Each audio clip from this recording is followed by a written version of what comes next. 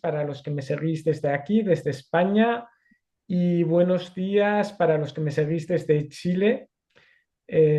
Bueno, pues espero que disfrutéis de esta clase en la que voy a hacer una introducción por la historia y el arte del Camino de Santiago. Vamos a comenzar, bueno, pues con los orígenes realmente de lo que es el camino de peregrinación a Santiago. Tenemos que pensar que no tiene nada que ver la peregrinación de hoy en día, en el siglo XXI, con la peregrinación que hubo pues, con el surgimiento, con la aparición de- del sepulcro de Santiago y luego, bueno, pues cómo fue surgiendo a lo largo de todo lo que conocemos como la Edad Media, la Edad Moderna y la Edad Contemporánea también, ¿eh? Porque tenemos que pensar que precisamente es en este momento, en el siglo XXI, cuando más peregrinos realmente hay a Santiago de Compostela. Bueno, precisamente fue con motivo de la inclusión en la lista de Patrimonio de la UNESCO de los Caminos de Santiago. Primero fue el Camino francés en el año 1993, coincidiendo con el Jacobeo, con el Año Santo Jacobeo de este momento, de 1993, la entrada en esta lista de Patrimonio de la Humanidad. Y es una distinción además muy peculiar en el caso de lo que es el Camino de Santiago, puesto que se incluye lo que es el carácter tanto, digamos, material como inmaterial.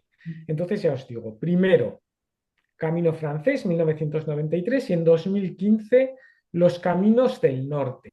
Tenemos que pensar que la primera peregrinación a Santiago de Compostela, como veremos, la realizó un monarca, que va a ser el rey Astur Alfonso II, precisamente en el momento de la aparición. Pero bueno, esto ya lo iremos viendo.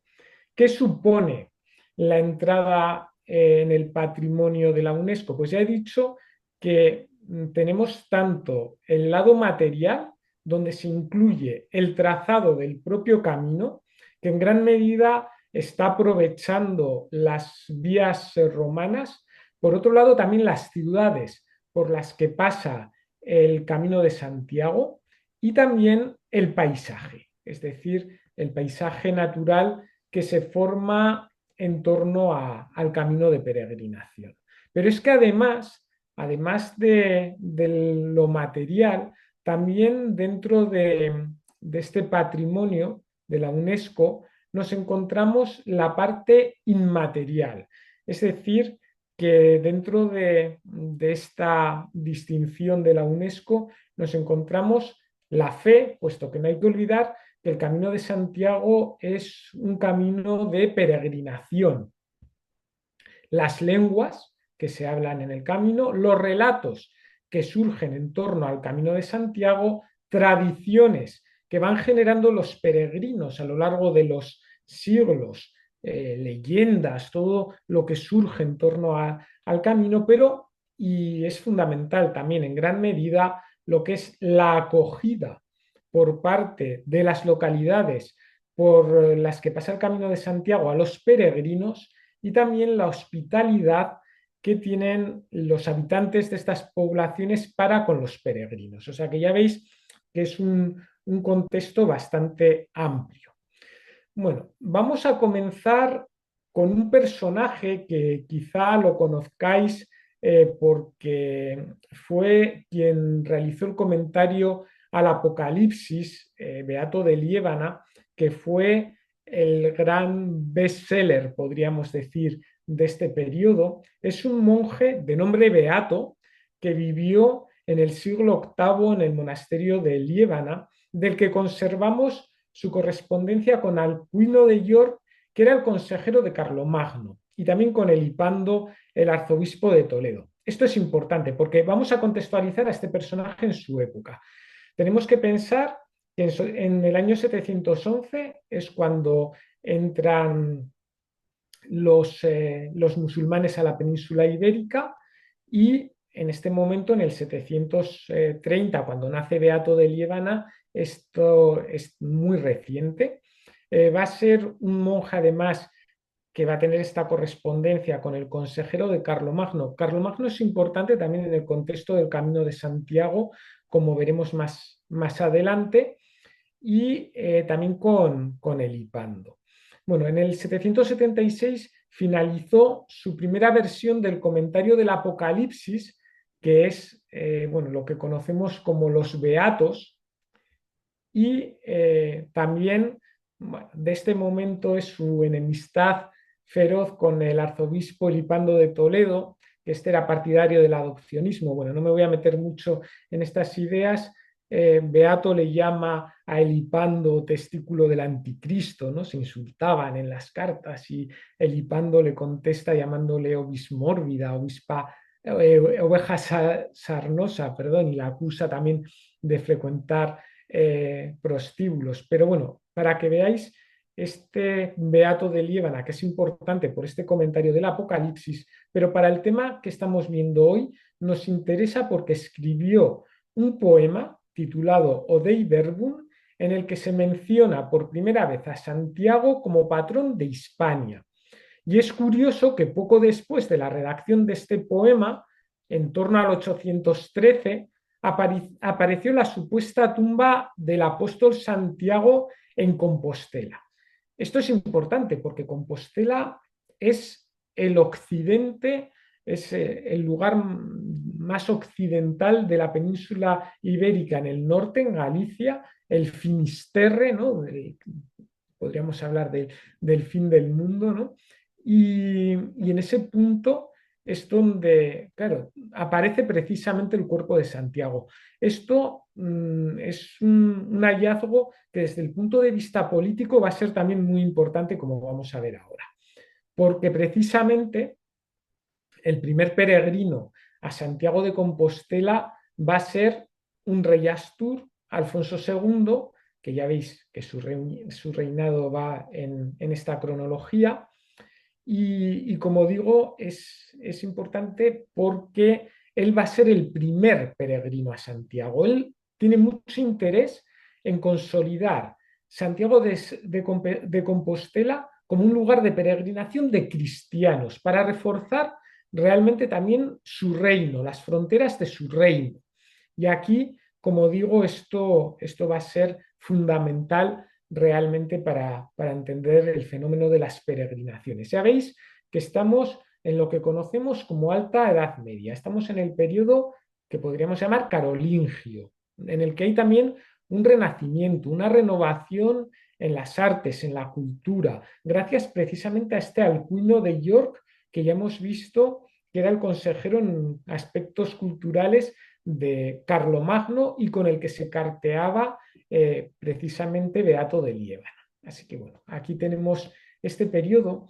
Y para las artes, ¿qué se está haciendo en Asturias en la época de Alfonso II?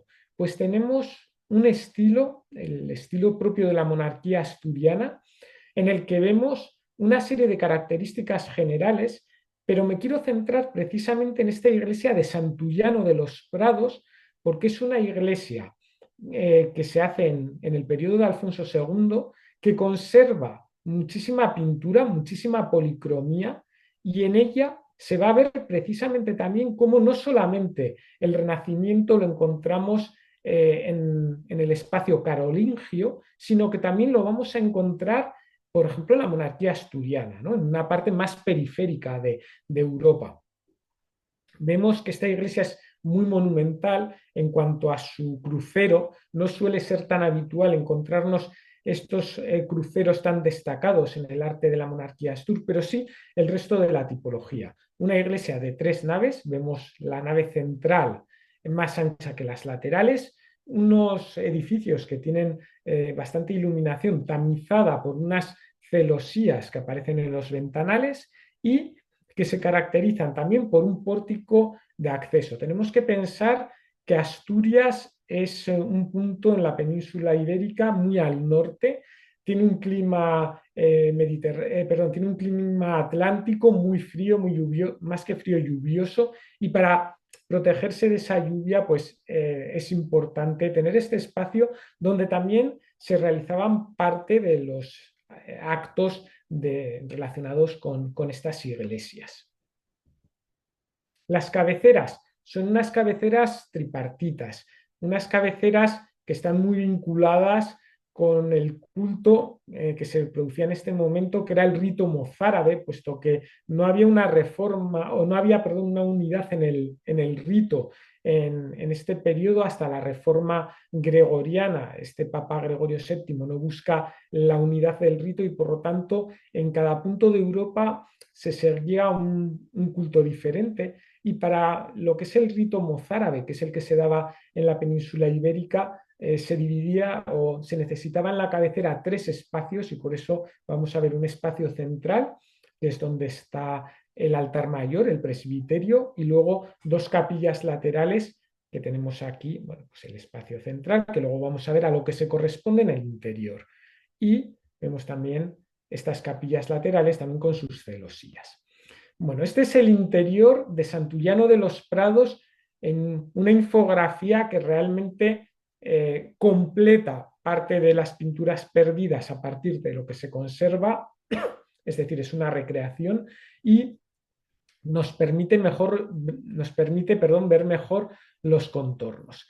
Si os fijáis, tenemos una influencia clarísima del mundo clásico, del mundo romano. Fijaros en los pilares que se encuentran en los accesos tanto al presbiterio como a las 2 capillas laterales que acabo de indicar en la cabecera. Y aquí vemos esa influencia, como os decía, del renacimiento carolingio que se está dando en Europa. Si os fijáis, las pilastras están acanaladas. Vemos cómo en las bóvedas hay una decoración pictórica que nos recuerda a la decoración vegetal y geométrica que tenemos en los mosaicos romanos, aunque esto es es pintura mural, y también en las naves laterales estas formas poligonales nos recuerdan precisamente a ese arte romano. Este es el estado realmente actual. Os he puesto la imagen de la infografía para que vieseis mejor lo que son los motivos decorativos. No he comentado, también aquí hay grecas clásicas, es decir, el mundo clásico siempre estuvo presente de una manera u otra en el mundo medieval. Vemos que este arte asturiano también utiliza el arco de medio punto, utiliza la bóveda de cañón, utiliza motivos, por ejemplo, estas guirnaldas vegetales que son muy típicas en el mundo romano, en el mundo bizantino también, ¿no? Y bueno, esto es lo que vemos, como digo, y esa división tripartita del espacio de la cabecera, aquí se puede ver un poco mejor. Ya veis que el estado de conservación de las pinturas es muy bueno, ¿eh? La infografía, claro, se recrea a partir de lo que se conserva, pero veis que a pesar de ello se conserva una parte importante de estas pinturas de la época de Astur, ¿no? De la época en la que nos estamos moviendo. Veis, por ejemplo, lo que son las pinturas de la bóveda con la decoración geométrica. Incluso podemos ver en algunas de estas pinturas elementos arquitectónicos que, bueno, existen diversas teorías. Hoy estamos hablando de Camino de Santiago y por lo tanto no voy a meterme en ello, pero sí que quiero que veáis las formas en las que se puede ver bueno, pues el frontón triangular, un sistema dintelado con unas columnas pseudoclásicas. Vemos que hay perspectiva, hay aquí una cierta profundidad en estos espacios. Bien.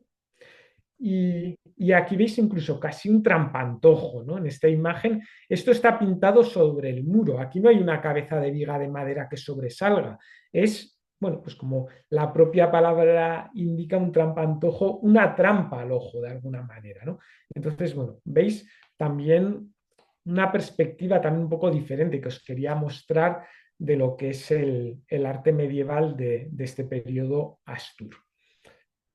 Bueno, como os decía, Alfonso II fue el primer peregrino a Santiago de Compostela, este rey dentro del contexto de este reino de Asturias en el norte de la península ibérica.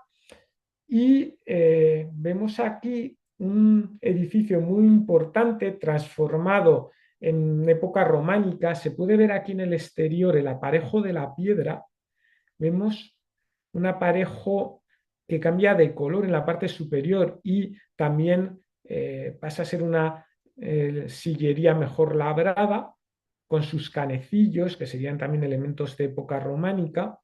Pero lo que es la base de este edificio es de época de Alfonso II. También es muy importante porque en esta Cámara Santa se conservan una serie de reliquias relacionadas con Cristo. Aparece, bueno, pues la Santa Faz, aparece, bueno, está aquí en esta capilla la Santa Faz, también está en esta capilla un fragmento del Lignum Crucis, de la supuesta cruz de Cristo. Por eso existía a lo largo de la Edad Media un dicho en el Camino de Santiago en el que se decía algo así como: quien visita Santiago y no el Salvador es la advocación de la Catedral de Oviedo, visita al criado y se deja al Señor. O sea, va a visitar al apóstol, a Santiago, al discípulo, pero no va a visitar al Señor, que sería Cristo, que estaba, parte de sus reliquias, en esta Cámara Santa de Oviedo. Vemos que tiene una cripta, está separado en dos niveles, eso se puede ver también aquí en el exterior, la parte inferior donde está este ventanal con la celosía y la parte superior que tenéis aquí, esta sería la ventana con la celosía de la cripta y la parte superior donde vemos esa transformación en el románico con estas bóvedas de cañón, también este ventanal es románico, las esculturas, columnas que aparecen en los laterales tampoco son de la época de Alfonso II. Y también vinculado con este espacio está la Cruz de los Ángeles. Tenemos que pensar que, bueno, pues los pueblos germánicos, entre ellos los visigodos, como predecesores también de estos monarcas astures, eran unos grandes conocedores del trabajo de la orfebrería. Y realmente esta pieza, que en parte fue destruida en los años 70 del siglo XX por un altercado que hubo, por un robo que hubo en esta Cámara Santa, los orfebres encargados de la restauración de esta cruz tuvieron auténticos problemas porque decían que realmente, tal y como cuenta la leyenda, parecía que había sido hecha por ángeles, ¿no? Cuenta la leyenda que unos peregrinos pidieron alojarse en este lugar, les dejaron alojarse una noche y a la mañana siguiente aparecieron los hábitos de peregrinos y la cruz que vemos ahora, por lo que se entendió que estos dos personajes en realidad no eran personajes sino ángeles y habían sido estos ángeles los que habían realizado esta cruz. Estas son las leyendas, como os decía antes, que están protegidas también dentro de esa cultura inmaterial del Camino de Santiago. Y bueno, tras el hallazgo del cuerpo de Santiago en Compostela, os presento aquí una hipotética reconstrucción. Yo dudo bastante que sea de esta manera, pero bueno, es una imagen como podría haber puesto cualquier otra. Tras el hallazgo del cuerpo de Santiago en el año 813, claro, aparecen unas luminarias en el cielo que indican el lugar donde hay unos sepulcros de época romana que son identificados como el sepulcro de Cristo y de sus discípulos. Eso hace que vengan, ¿no?, a Compostela, en este caso, en primer lugar, el obispo de Iria Flavia, que era la diócesis a la que pertenecía este lugar, y certifica realmente este obispo que ese era el cuerpo de Santiago, efectivamente, y como os digo, cuando llega la noticia, Alfonso II se va a convertir en el primer peregrino. Esto, como os digo, es un acto político, es, ya veis, mucha casualidad, ¿no? En principio, justo. Se crea un poema que habla de Santiago como patrón de Hispania, ¿no? Y justo aparece el cuerpo justo en el occidente, en un lugar claro, en el que precisamente si conseguimos que lleguen peregrinos a esta zona, se va a producir una circulación de cristianos a lo largo del norte del reino, ¿no? Y esto, del occidente del reino. Y esto es importante, por eso va a ser el propio Alfonso II el que peregrine y el que realice la primera capilla dedicada a Santiago en este lugar. Y además se queda pequeña muy rápido, porque va a haber una gran cantidad de peregrinos que acudan aquí a Santiago de Compostela. Bueno, vamos a dar un salto en el tiempo. No dispongo de mucho tiempo y por eso también pues vamos a ver estos saltos, pero vamos a irnos hasta otro rey, en este caso Alfonso VI de León, bueno, tras la ampliación de las fronteras, ¿no?, de este primer núcleo del reino de Asturias, pues luego ya pasa a formarse el reino de León o el reino también astur-leonés, y estos monarcas son los herederos de ese reino de Asturias del que decíamos que pertenecía o que era rey Alfonso II. Bueno, Alfonso VI es importante porque se casa con Constanza de Borgoña. Constanza de Borgoña, claro, viene de la provincia, del lugar donde se encuentra Cluny. Cluny en este momento va a ser un centro muy importante, es un centro de la orden benedictina, y esta orden benedictina va a ser precisamente la que va a expandir un estilo que luego el nombre se le da al mismo mucho más tarde, en el siglo XIX, pero es lo que conocemos nosotros como arte románico.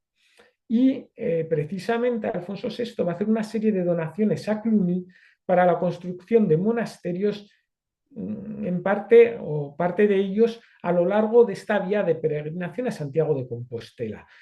Esto es importante porque el hecho de asentarse un monasterio hace que las tierras que se donan a este monasterio tengan que ser cultivadas, se necesita que se asiente una población allí, y eso contribuye también a la repoblación de este reino, porque tenemos que pensar que el avance de los reinos cristianos o el mantenimiento de las fronteras de los reinos del Califato de Córdoba primero, de los reinos musulmanes después, necesita de una repoblación también, porque si no es un espacio en el que apenas vivía gente, y eso conlleva realmente también un problema a la hora de ir avanzando hacia un lado o hacia otro en cuanto a estas fronteras. Por eso el hecho de fundar un monasterio implica que en torno a ese monasterio va a surgir una población.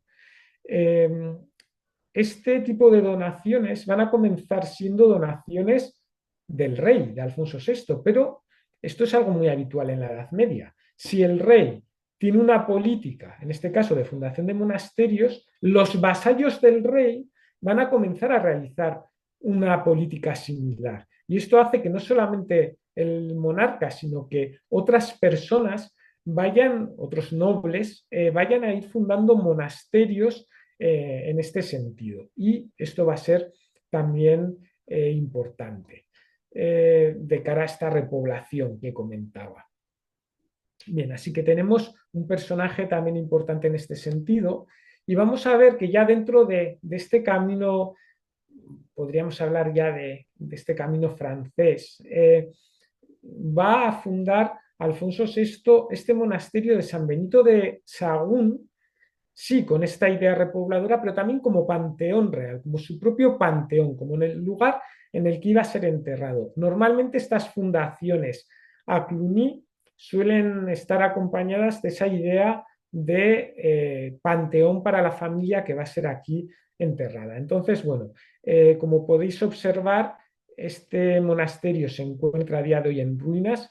Tenemos que pensar que, bueno, pues las desamortizaciones hicieron muchísimo daño al patrimonio, pero a pesar de ello podemos ver aquí, bueno, pues el arranque de la bóveda de cañón, una bóveda de cañón apuntada, típica también del románico, y bueno, pues nos permite hacernos una idea de lo que fue el esplendor de este monasterio.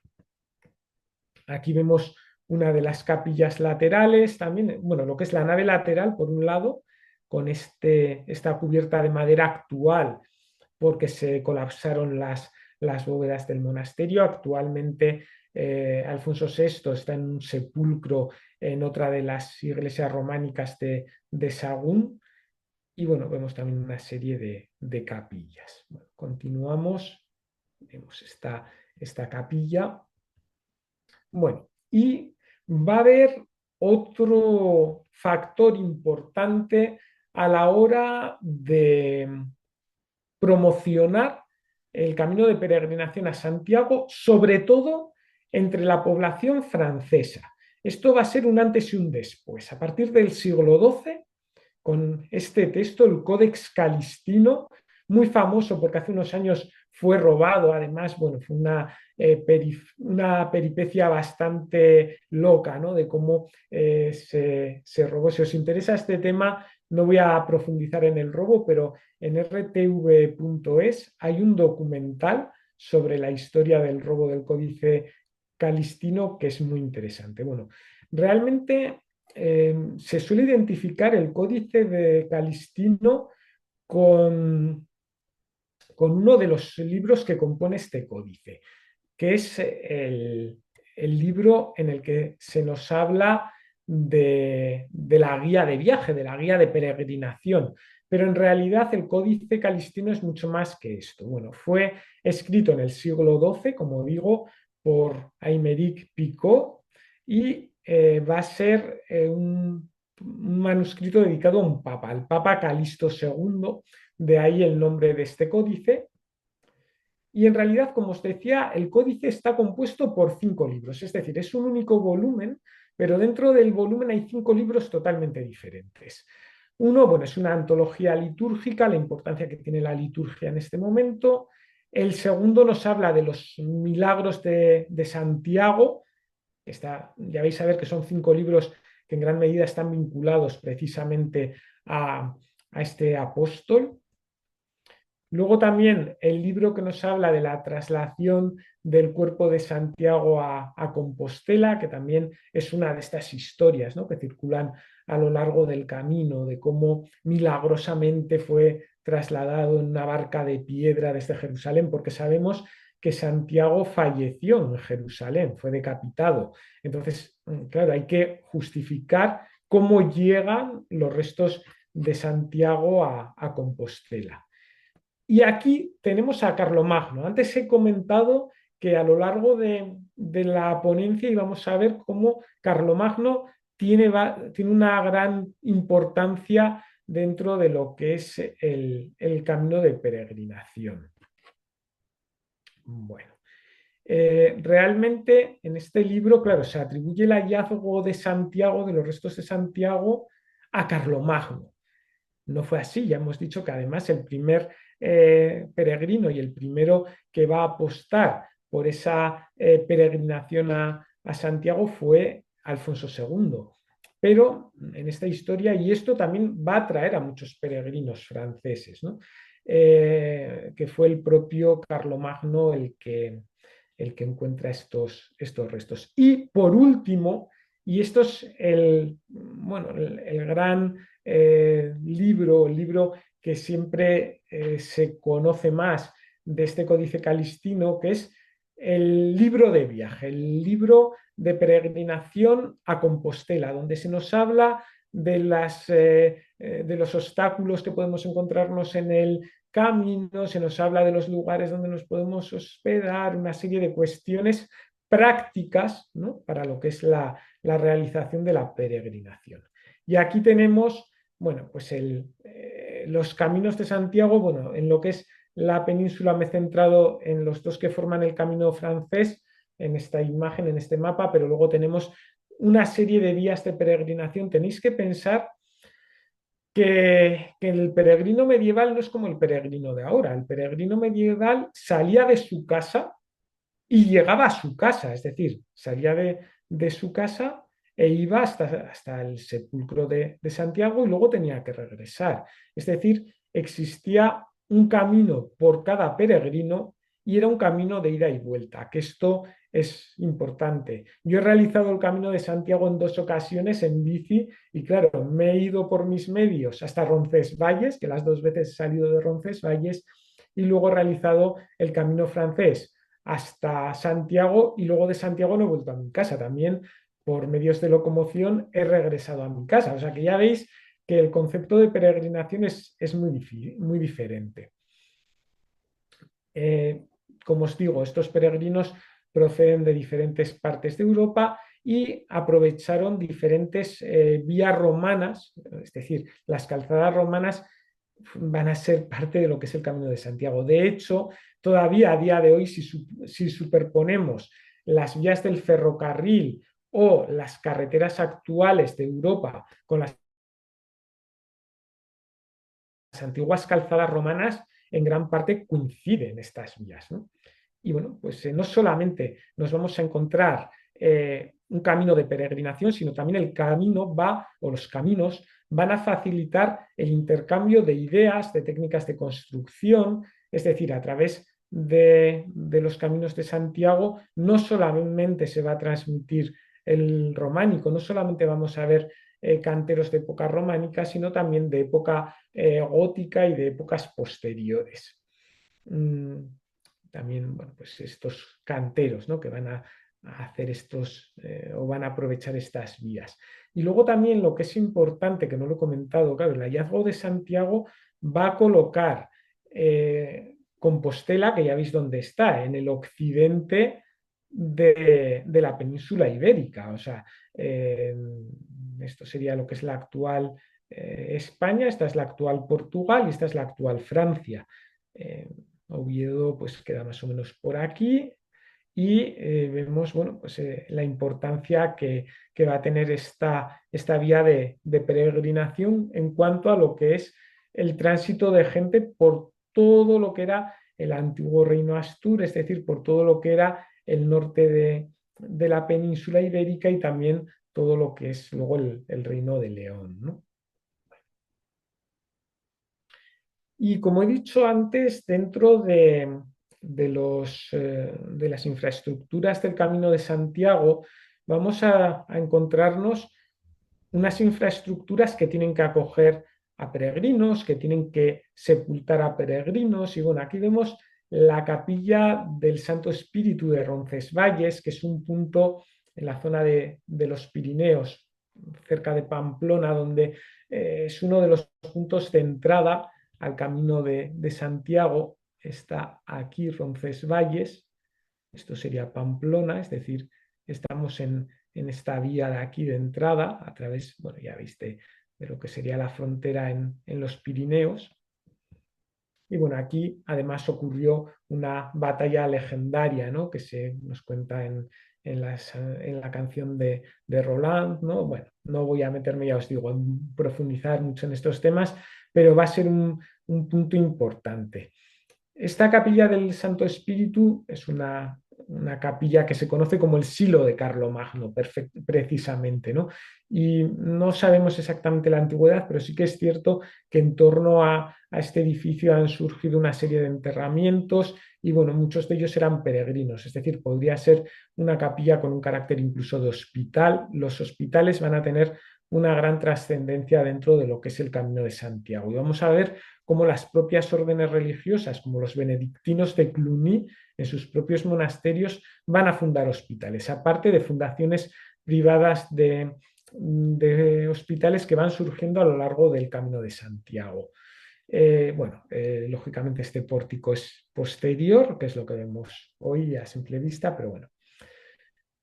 Surgen también personajes que fundan hospitales. Tenemos a San Beremundo, un personaje que nace en Arellano, Villatuerta, hacia el año 1020, en el contexto del monasterio de Irache. Irache está en Navarra también, cerquita de Estella, que Estella surgió como una villa de francos, que bueno, esto también es otra de las formas de repoblar con peregrinos que venían de Europa realizando el Camino de Santiago y que en muchas ocasiones, debido a los privilegios que les concedían en estas villas, se quedaban, no volvían a su casa.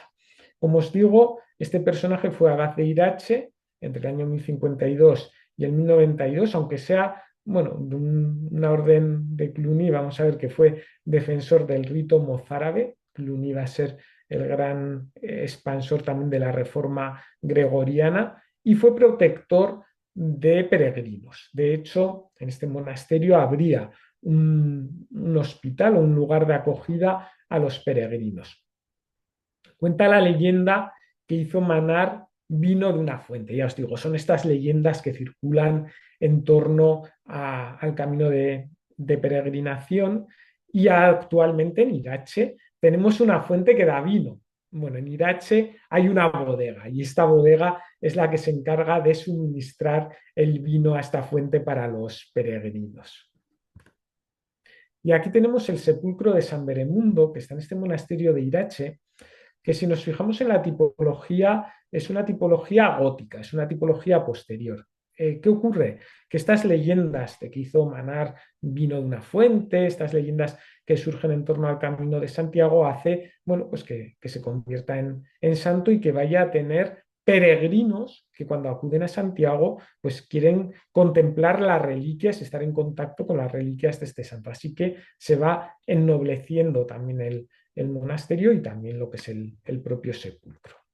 En cuanto a los hospitales, bueno, pues vamos a encontrarnos restos de hospitales medievales, por ejemplo, aquí estos restos de lo que era el Hospital de San Juan de Acre de Navarrete, que está también en la zona de La Rioja.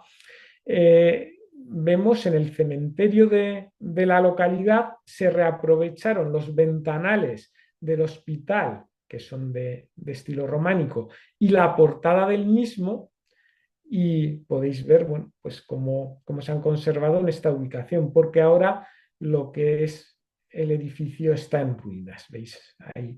Es una zona, la zona de La Rioja es una zona de vinos, y aquí veis esa bodega que hay detrás de este antiguo hospital, que además, el nombre don Jacobo, que veis ahí, pues junto a esta bodega es donde se encuentra este hospital y ya veis que está en ruina. Es muy interesante esta ruina para ver cómo se fabricaban las iglesias en época románica, es decir, vemos que hay un muro de sillería exterior, otro interior, y entre los dos muros de sillería bien labrados nos encontramos material de relleno para dar una mayor fuerza estructural a lo que es el muro de estos edificios. Bueno, continuando por La Rioja, Santo Domingo de la Calzada, nos encontramos otro hospital. En este caso, en esta localidad existía un personaje que luego fue santo de nombre Domingo.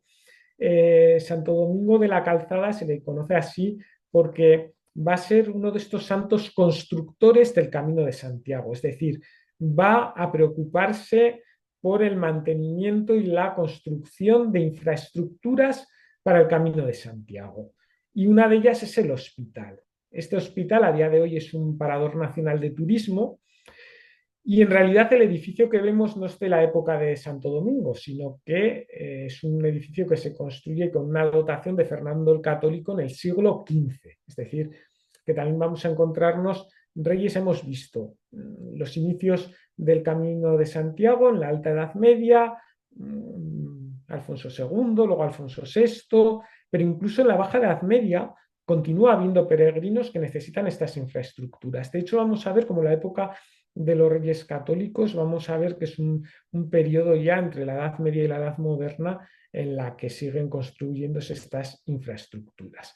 Otro de los santos constructores del camino es San Juan de Ortega. San Juan de Ortega, que en este caso sí que tenemos el crecimiento de toda la infraestructura del hospital a partir, bueno, de lo que es la iglesia, que vemos que la portada actual es una portada gótica, luego tiene una espadaña clasicista, vemos el acceso a esta capilla lateral, que también es de estilo clasicista, es decir, se da una suma de estilos a la hora de la construcción de estos edificios.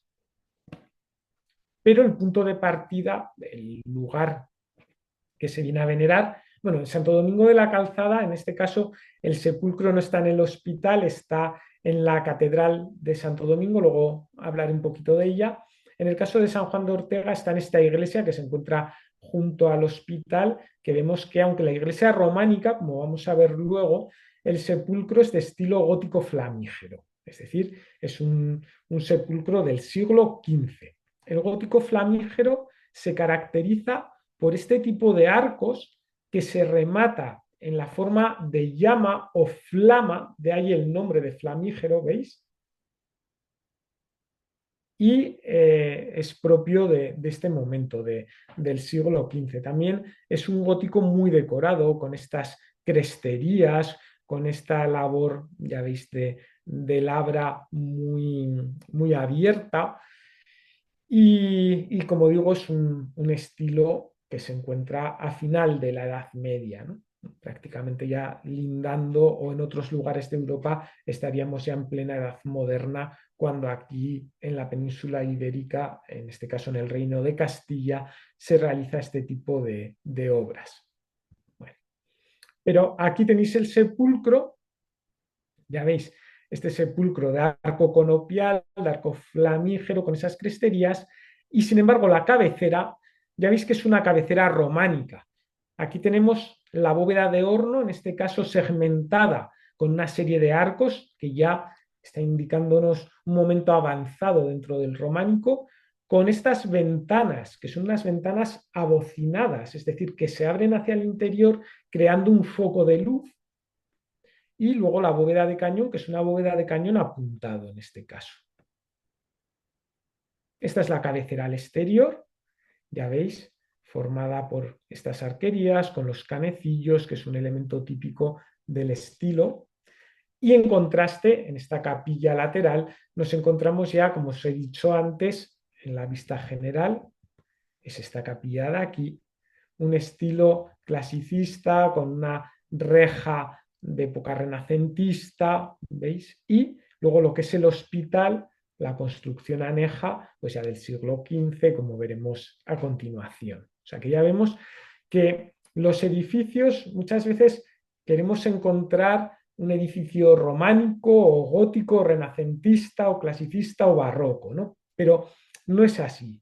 Normalmente los edificios van a tener una construcción que se va prolongando a lo largo de los siglos, que se van realizando mejoras en estos, y por lo tanto vemos una evolución estilística, que esto es importante. Cuando veáis un estilo muy homogéneo en la Europa medieval, es que ha sido muy retocado posiblemente, porque sí que hubo momentos en los que hay historicismos que buscan recuperar las esencias de los movimientos, ¿no? Y así, por ejemplo, en el Camino de Santiago, San Martín de Fromista es una iglesia románica de manual, pero es una iglesia realmente muy rehecha en el siglo XIX. Había evolucionado mucho ese monasterio de San Martín de Fromista original de época románica, ¿no? Bueno.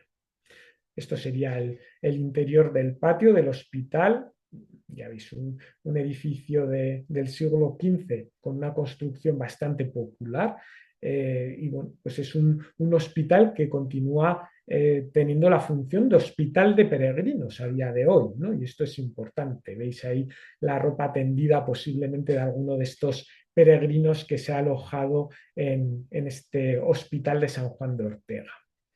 Continuando con los hospitales, nos encontramos de época de Alfonso VIII, pero luego también muy rehecho en el siglo XVI, el Hospital del Rey de Burgos, que ahora es una de las sedes de la universidad de esta ciudad, donde vemos en este acceso eh, elementos que son típicos del primer Renacimiento. Estas cresterías que todavía nos recuerdan mucho a las que hemos visto en el sepulcro de San Juan de Ortega, que es del estilo inmediatamente anterior, que es el gótico flamígero, pero vemos cómo perviven elementos en este primer Renacimiento. Y de este primer Renacimiento, bueno, pues toda la decoración de conchas, de estas columnas abalaustradas, que además se utilizan mucho en la escuela burgalesa de arquitectura de este periodo. Pero bueno, vamos a entrar en el edificio para ver lo medieval, porque aquí también el campanario, veis que es un campanario muy manierista, muy, bueno, no voy a hablar mucho de estilos porque ya me ha comentado Marcela que, bueno, no estáis en primero y todavía no tenéis un conocimiento tan amplio de los estilos de la historia del arte, pero quiero que sí veáis cómo en el interior de este edificio sí que se ven ruinas de lo que son los edificios medievales que hubo en este lugar, en este caso con estos pilares poligonales característicos. Y también esta portada que recuerda mucho a la que hemos visto en Navarrete, con estos dientes de sierra en la arquivolta interior del arco, ¿veis? Que serían característicos de este momento. Voy a ir avanzando porque el tiempo apremia. Bueno, aquí veis también bueno, una convivencia entre el gótico flamígero y el Renacimiento en la capilla del Hospital del Rey, perdón, del Hospital de San Marcos de León, también otra obra de la época de los Reyes Católicos. Y bueno, pues vemos que está este estilo, que es un estilo muy decorativo. Fijaros en la espectacularidad de este hospital de San Marcos de León, ¿no? Con toda esta fachada, con una decoración barroca en lo que es el cuerpo central, pero el resto con esta decoración del primer Renacimiento y la capilla, os he dicho en ese momento en el que estamos pasando del gótico al renacimiento, idea que también se ve en este claustro. Normalmente los hospitales se van a desarrollar en torno a patios, estos patios que sirven también para ventilar las propias habitaciones que tiene el hospital para acoger a estos peregrinos. Y ya vemos que la capilla, sin embargo, es muchísimo más gótica, un gótico ya avanzado, como he comentado antes, donde vemos este tipo de bóvedas de bueno, nervadas, de terceletes, estrelladas, que son típicas de ese paso del gótico al renacimiento. Y el último de los hospitales que tenemos en el recorrido, también de época de los Reyes Católicos, es el que se encuentra en Santiago de Compostela, que aunque hoy, igual que el de San Marcos de León, igual que el de Santo Domingo de la Calzada, son paradores nacionales de turismo, por ejemplo, en este de los Reyes Católicos de Santiago sí que se ofrece un desayuno a los primeros peregrinos que llegan cada día, ¿no? Vemos que el edificio, ya también igual que el de San Marcos, nos apunta hacia lo que es el primer renacimiento, pero creo que es interesante ver lo que es la estructura con esta portada muy decorativa, muy propia del primer renacimiento, con este arco de medio punto. Y aquí vemos cómo se hacen estos edificios. En este caso, el de Santiago se articula en torno a 4 patios que son los que forman la planta del hospital en forma de cruz, que es la planta prototípica de un hospital de la Edad Media y de la Edad Moderna. Y en el centro tenemos, bueno, pues esta capilla que otra vez lo que es la capilla es de estilo gótico. Y ya veis cómo se articula en torno a una serie de patios el edificio. Bueno, vamos a ir a lo que supone esta peregrinación. Vamos a ver cómo se van a desarrollar en época románica 5 grandes iglesias de peregrinación donde se encuentran diferentes reliquias de santos mártires importantes y la más importante, lógicamente, el destino de la peregrinación a Santiago de Compostela, pero a lo largo de este camino nos encontramos otras iglesias de peregrinación de otros santos, como tenemos, pues, por ejemplo, un santo muy importante en el contexto francés, que es San Martín de Tours, que luego la advocación de San Martín de Tours se va a repetir mucho a lo largo del camino de peregrinación a Santiago. Bueno, pues en Tours se encontraba este sepulcro de este santo de San Martín. San Marcial de Limos. También en Limos no se conserva esta iglesia, ahora hay un solar, una plaza donde estaba esta iglesia de San Marcial, pero seguía este mismo modelo, es la planta número 2. San Fermín de Toulouse y Santiago de Compostela. Y Santa Fe de Concs, que no la he comentado. Bueno, pues vemos que siguen el mismo modelo. Iglesias de 3 naves con una serie de capillas laterales que forman la planta de cruz latina y vemos un nuevo espacio que es la girola o deambulatorio que es este espacio que va por detrás del altar mayor, que permitía la veneración de las reliquias, que normalmente se encontraban en la cripta debajo del presbiterio o en zonas de la cabecera. Se podía recorrer durante la liturgia este espacio por la parte posterior y visitar las reliquias sin necesidad de molestar al culto. Este mismo tipo de plantas van a pasar también al mundo del gótico. Y aquí tenemos, bueno, los restos muy destruidos de la iglesia de San Martín de Tours. Prácticamente no merece la pena comentarlo, pero sí que tengáis la idea de este vestigio, y la que sí que se ve mucho mejor es Santa Fe de Concs, que vemos aquí, bueno, pues la portada principal, con una portada en la que se encuentra el tema del juicio final, y luego también tenemos en esta zona pues el interior de la iglesia, que con esto quiero mostraros o quiero romperos uno de los mitos sobre la Edad Media, de los tópicos de la Edad Media. El románico como algo oscuro, como algo poco elevado, iglesias rurales. Bueno, ya veis que Santa Fe de Concs tiene una elevación importante. Vemos que sí, se utiliza la bóveda de cañón, que es la típica del románico, pero esta bóveda de cañón, a través de la tribuna lateral, luego vamos a ver imágenes de las tribunas, se va a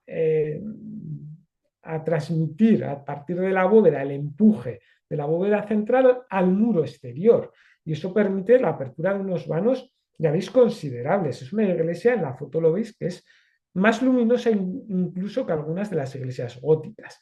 Y el tema del juicio final es el tema característico que nos encontramos en las portadas occidentales de estas iglesias. Aquí vemos bueno, a Cristo en el momento del juicio, a un lado los bienaventurados y a otro lado los condenados. Aquí os he traído algunos detalles de los condenados, la boca del infierno con la boca del Leviatán y esta puerta del infierno, que veis aquí también. Bueno, luego el cielo que queda a la derecha de Dios, es decir, a nuestra izquierda, con estos bienaventurados que veis que están mucho más estáticos que los condenados, que nos muestran ahí, bueno, pues una imagen mucho más inquietante. Fijaros en la monumentalidad, por ejemplo, de San Sernín de Toulouse, que es muy similar a la planta y a lo que es el interior de la iglesia de Santiago de Compostela, y al no tener todos esos elementos anejos que tiene Santiago, creo que se ve mucho mejor lo que es el estilo, ¿no? Fijaros el cimborrio monumental también que tiene. Bueno, y aquí tenemos San Sernín de Toulouse en la cabecera, con todas estas capillas, y veis la apertura de vanos, la girola se ve muy bien aquí, y el crucero en el románico muy destacado en planta, a diferencia de lo que veremos en el gótico. Y aquí tenéis en este exterior todas esas capillas absidiales, esos absidiolos que se abren a lo largo de la girola, lo que permitía, bueno, pues todas estas capillas en torno a ese espacio. Aquí una fotografía histórica de San Sernín de Toulouse, con este crucero, ya veis, muy destacado en planta. Y el interior muy parecido a Santa Fe de Concs y muy parecido a Santiago de Compostela. Hay veces que, si no nos fijamos bien, nos ponen esta imagen y podríamos decir Santiago de Compostela. Ay, no, que es San Sernín de Toulouse. Tiene mucha luz para ser Santiago, porque Santiago tiene una serie de edificaciones anejas que quitan mucha luz al interior, pero ya veis que aquí entra la luz a través del ábside, pero también a través de la tribuna, de las ventanas laterales. Ya veis que realmente el románico puede llegar a ser mucho más luminoso de lo que a veces pensamos. Veis aquí también en esta vista es muy parecida a la que acabamos de ver en Santa Fe de Concs, la bóveda de cañón con la tribuna. Bien. Y aquí vemos el alzado, vemos la nave lateral con una bóveda de arista, en este caso, como en Santiago, la tribuna y lo que es la bóveda de cañón. Y aquí tenemos la nave lateral. Bueno, son ya y media, voy a ir avanzando rápidamente por si queréis un pequeño turno de preguntas. Aquí tenemos San Marcial de Limos, que de esta no se conserva nada, tenemos estas imágenes muy idealizadas, lo que sí tenemos es la planta y veis que la planta sigue el mismo modelo de iglesia de peregrinación. Y aquí, por ejemplo, en esta sección se ve perfectamente que esta iglesia era exactamente igual que Santa Fe de Concs o que San Sermín de Toulouse o Santiago de Compostela. Aquí vemos en Santiago, en esta planta, todas esas edificaciones externas que hay en torno a la iglesia románica y que restan luminosidad al interior realmente. Y aquí veis Santiago de Compostela, ya os digo, que es muy similar a las iglesias que hemos visto ahora. Veis que el alzado es prácticamente el mismo, un poquito más oscuro, pero ya veis que la idea es la misma. Aquí vemos la nave hacia los pies, aquí detrás queda el pórtico de la Gloria, y este es uno de los brazos del crucero. Bien, y aquí tenéis la reconstrucción de las cartas de policromía de lo que es la portada de Santiago de Compostela, el pórtico de la Gloria, la portada occidental de Santiago de Compostela. Esta es la policromía de principios del siglo XIII. Si os fijáis, predominan los pigmentos más caros. Estamos en el lugar donde acaba la peregrinación y estos pigmentos son el oro y el azul ultramar, el azul lapislázuli, que era un pigmento muy caro, y el rojo, que también es más habitual dentro de lo que es la pintura románica. Tenéis que entender que todas las iglesias medievales, absolutamente todas, a no ser que no hubiera presupuesto, pero no era lo habitual, no estaban terminadas hasta que no estaban policromadas. Ya os digo, esta es la policromía del siglo XIII y esta es la original, que es del XVI. Y aquí veis, bueno, pues los apóstoles de esta catedral de Santiago. Y bueno, también os quería hablar un poquito del gótico, pero como se me acaba el tiempo, simplemente unas pinceladas, vemos como la catedral de Pamplona, que es una catedral gótica dentro del Camino de Santiago, es muchísimo más oscura que las iglesias románicas que hemos estado viendo hasta ahora. La diferencia en el románico, vamos a ver que las bóvedas son bóvedas de cañón y muros gruesos con contrafuertes. Y en el gótico vamos a ver las bóvedas de crucería con estos pilares fasciculados y se transmite el empuje al exterior no mediante la tribuna, y eso permite abrir ventanales aquí, sino mediante arbotantes, que son estos arcos exteriores, y contrafuertes. Pero ya veis que aquí en el espacio entre estos arbotantes en Pamplona las ventanas son bastante reducidas, lo que hace que no haya mucha luz. Bueno, aquí os traigo los pilares fasciculados típicos del gótico, esta bóveda que es un poquito posterior, a partir de la bóveda de crucería se crea esta bóveda de terceletes. Bueno, el claustro gótico de la Catedral de Pamplona, que es muy espectacular, con esas tracerías caladas. Y veis cómo aquí, gracias al claustro, queda protegido este portal, esta entrada, este acceso, y vemos que conserva la policromía también, esta puerta del amparo de la Catedral de Pamplona que está en el claustro.